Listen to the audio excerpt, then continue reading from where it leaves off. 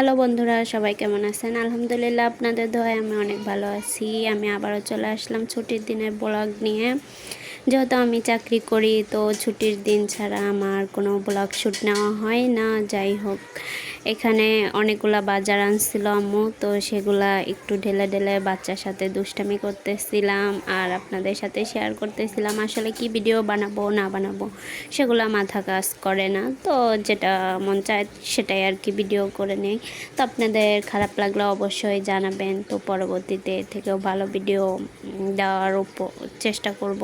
যাই হোক, তারপরে দেখেন কত কিছু নিয়ে আসছে আম্মু।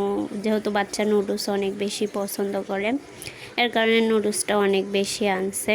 পরে আমি এগুলো সব একটু ঢেলে ঢেলে আপনাদেরকে দেখাবো, আর আমারও কাজগুলো আগায় যাবে। কি সুন্দর বুদ্ধি আমার, বলেন। এই দেখেন, আমার গিরা খুলতে এত বেশি মুশকিল লাগে, যার কারণে আমি এভাবে ঢেলে নিতেছি।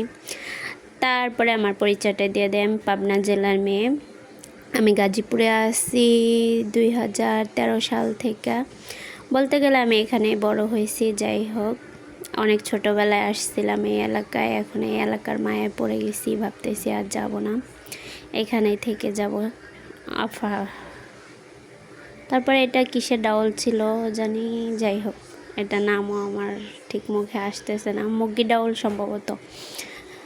তারপরে আমি সবগুলো একটু একটু ঢেলে নিতে আসছিলাম। এই দেখেন বাচ্চাটা বসে আছে কিসের উপরে। বাচ্চা কাচ্চা থাকলে আসলে অনেক সময় অনেক ভালোও লাগে, আবার অনেক সময় রাগও হয়। কোনো ব্যাপার না, বাচ্চা না থাকলেও আবার সমস্যা। কতগুলা চিনি আনছে দেখেন, এতগুলা চিনি। তারপর আমি এত পরিমাণ চা খর যে এই চিনিগুলাও লাস্টে দিয়ে মাসে শেষ হয়ে যাবে, পরবর্তীতে আবার কিনতে হবে। বাচ্চাটা বিরক্ত করতেছিল। তারপরে আমি সুন্দর মতো ঢালে ঢালে নিয়ে নিতেছিলাম। এটা বৃহস্পতিবার রাতে শ্যুট ছিল। যাই হোক, তারপরে ওইখানে আরও কাজ হচ্ছিল। এখানে আগের একটু আটা ছিল, এটা আমি ঢাইলা নিলাম। ঢাইলা নেওয়ার পরে এই যে ভাইয়া একটু জিজ্ঞেস করতেছিল, এই দেখেন সাবানগুলা নিয়ে কীভাবে দৌড়াইতেছে। বাচ্চাটা অনেক কিউট না? সবাই মাশাল্লাহ বলে দিবেন বাচ্চাটার জন্য।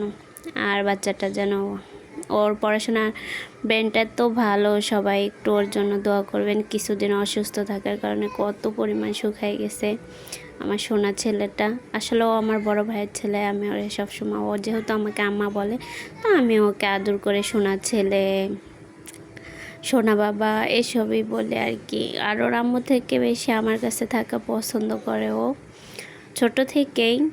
তো আমার অনেক ভালো লাগে, তো আমি ওকে অনেক আদর করি। সবাই ওর জন্য দোয়া করবেন যেন ও অনেক বড় হইতে পারে, আমাদের মতো জীবন যাতে ওর না হয়, গার্মেন্টসে যেন না কাজ করতে হয়। বাচ্চাটাকে অনেক ভালোভাবে মানুষ করার চেষ্টা করব। সবাই ওর জন্য দোয়া করবেন, আর সবাই মাশাল্লাহ বলে দিবেন বাচ্চাটার জন্য। যেহেতু বাচ্চাটা আমার কাছে অনেক কিউট লাগে, আপনাদের কাছেও তো লাগার কথা। ভিডিওতে কি কথা বলবো না বলবো সেটাও ঠিক মতো বুঝি না আর কি। সবাই একটু ক্ষমার চোখে দেখবেন প্লিজ।